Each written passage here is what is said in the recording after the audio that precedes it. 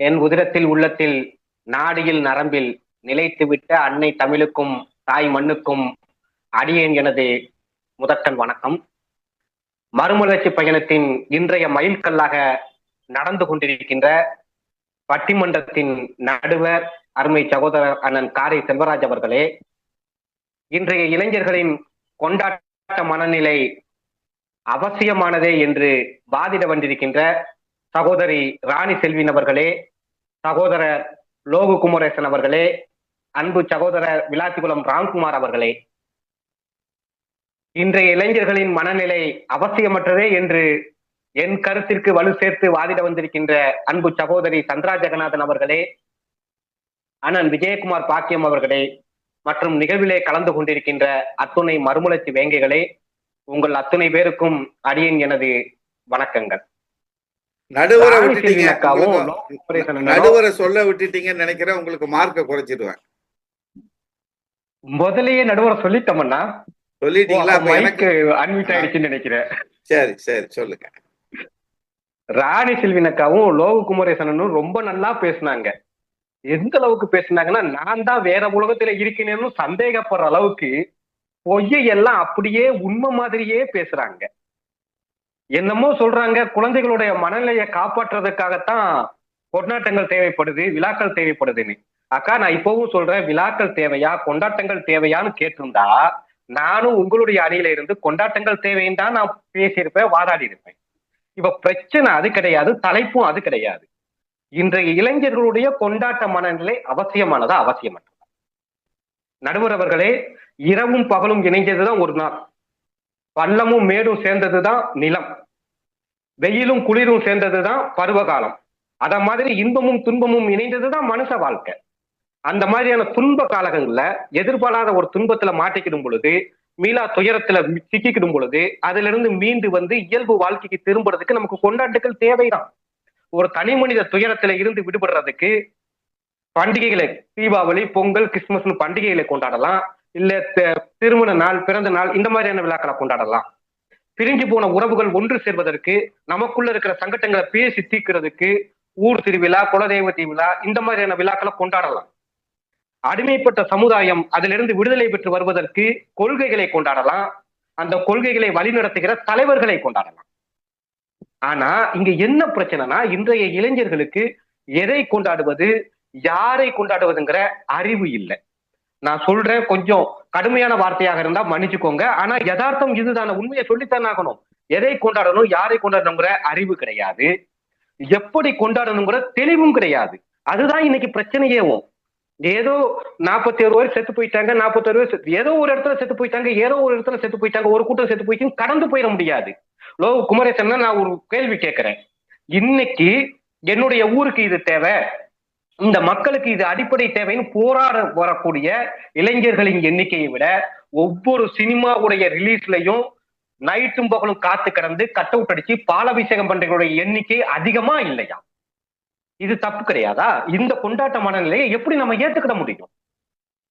கொள்கைகளை கொண்டாடிய கூட்டம் இன்னைக்கு கோமாளிகளை கொண்டாடிக்கிட்டு இருக்கு.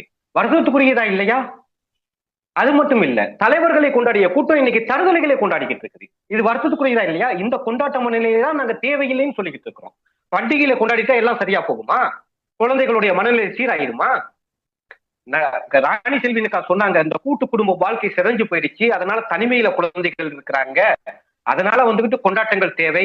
அக்கா, கூட்டு குடும்ப வாழ்க்கை இருந்த வரைக்கும் தான் கொண்டாட்டங்கள் விழாக்களாக இருந்தது, கொண்டாட்டங்கள் கொண்டாட்டங்களாக இருந்தது. என்னைக்கு தனி குடும்பம்னு போயிட்டோமோ அன்னைக்கு பண்டிகைகளும் கலையில இருந்து போயிடுச்சு, கொண்டாட்டங்களும் திசை மாறி போயிடுச்சு. நாங்க சின்ன பிள்ளையா இருக்கும்போது ஏதோ கிமுல இல்ல, ஒரு 15 வருஷத்துக்கு முன்னாடி அப்பெல்லாம் ஊருக்கு 2 டெய்லர் 3 டெய்லர் இருப்பாங்க. ஒரு மாசத்துக்கு முன்னாடியே துணியை எடுத்து டெய்லர் கிட்ட தச்சு வாங்கி அதை 15 நாளைக்கு முன்னாடியே பீரோக்குள்ள வச்சு எடுத்து பார்த்து டெய்லி வச்சு அம்மா கிட்ட திட்டு வாங்கி அப்பா கிட்ட அடி வாங்கி, அந்த பண்டிகையில இருந்த சுவாரஸ்யம், அந்த கொண்டாட்ட மனநிலை இன்னைக்கு இருக்குதா? இன்னைக்கு இருக்குது ரெடிமேடு. அன்னைக்கு ரெடி ஜவுளி கடை தீபாவளி அன்னைக்கு சாயங்காலம் 5 மணி வரைக்கும் திறந்து வச்சிருக்கான். சாயங்காலம் 5 மணிக்கு ட்ரெஸ் வாங்கி அவன் போட்டு என்னத்த தீபாவளியை கொண்டாடிடுவான்? இது அடுத்த ஒரு கட்டம், அது ஒரு கட்டம். அதற்கு பின்னாடி என்னாச்சு? இந்த இளைஞர்களுடைய கொண்டாட்டம் ஒரு கட்டத்துல இருந்து பட்டாசு வெடிச்சோம். இப்ப பட்டாசு வெடிக்கிறது பெரும்பாலும் விரும்புறதே கிடையாது. அதுக்கு அடுத்து என்ன போச்சுன்னா அடுத்த தலைமுறை தியேட்டருக்குள்ள போனாங்க. அவங்களுடைய கொண்டாட்டம் பண்டிகை பொங்கலாகட்டும் இல்ல தீபாவளி ஆகட்டும் அவங்களுடைய கொண்டாட்டம்ங்கிறது தியேட்டருக்குள்ள முடங்கி போச்சு. 2 சினிமா பார்த்தாங்க, அதோட பண்டிகை முடிஞ்சு போச்சு. ஆனா இன்னைக்கு முற்றிலும் அந்த வழக்கமும் ஒழிஞ்சு போச்சு.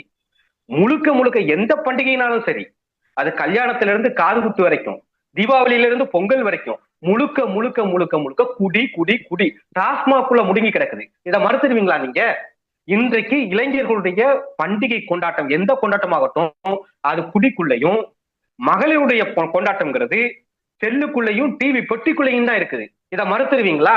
லோக குமரேசன் சொல்றாரு, அடே அப்பா பானையில பொங்கல் வைப்பாங்களா, பச்சரிசி கோலம் வைப்பாங்களா?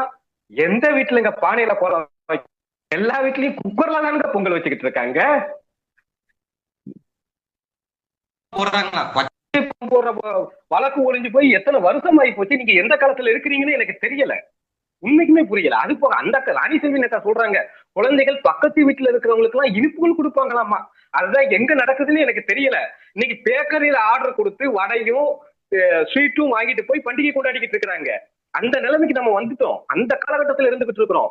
அதனாலதான் சொல்றேன் இந்த கொண்டாட்ட மனநிலை தேவையில்லைங்கிறேன். அந்த இடத்த புரிஞ்சுக்கிறாம இன்னும் வந்துகிட்டு பண்டிகைகள் அப்படி நீங்க பழங்காலத்து பண்டிகை நடைமுறைகளை சொல்லிக்கிட்டு இருக்கிறீங்க. இன்னைக்கு யதார்த்த வாழ்க்கைக்கு வாங்க. விநாயகர் சதுர்த்தி திருவிழா, சந்திரா ஜெகநாதக்க சொன்னாங்க, விநாயகர் சதுர்த்தி திருவிழா அந்த ஊர்வலத்துல எவ்வளவு கலவரங்கள் ஏற்படுதுன்னு. அது எங்கேயோ நடக்குது, அங்க ஒண்ணு இங்க ஒண்ணு நடக்குது அப்படிங்கிறீங்க. நான் கேக்குறேன், 20 வருஷத்துக்கு முன்னாடி எத்தனை RSS காரன், எத்தனை இந்து முன்னணிக்காரன், எத்தனை விநாயகர் சிலை வச்சான்? அன்னைக்கு ஏதோ ஒண்ணு வச்சுக்கிட்டு இருந்தான். இன்னைக்கு அந்த எண்ணிக்கை பெருகிட்டு இருக்குதா இல்லையா?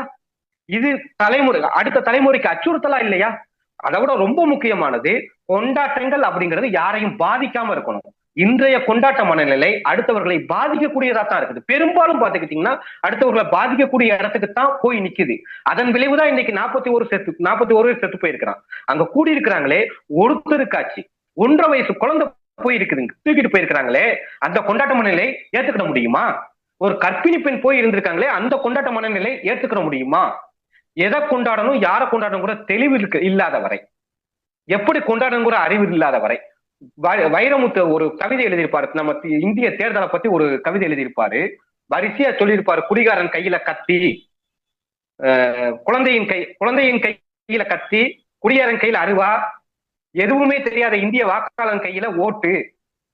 இதையெல்லாம் சரியாக்குற வரைக்கும் தேர்தலை நிறுத்துங்கள், இல்லையே தேசத்தை கொளுத்துங்கள் எழுதியிருப்பாரு. அந்த மாதிரிதான் நான் சொல்றேன், இந்த மனநிலை, அறிவுகட்ட இந்த கொண்டாட்ட மனநிலை சரியாகிற வரைக்கும் கொண்டாட்டங்களே நிப்பாட்டிட சொல்லல. பண்பட்ட இடத்துல, தேவையான இடத்துல அமைதியாக நம்ம வீட்டுக்குள்ள இருந்து கொண்டாடிக்கிறது நல்லது அப்படின்னு சொல்லி என்னுடைய உரைக்கு திரையிடுகிறேன். நன்றி, வணக்கம். ராஜு, என் உதிரத்தில் உள்ளத்தில் நாடியில் நரம்பில் நிலைத்துவிட்ட அன்னை தமிழுக்கும் தாய் மண்ணுக்கும்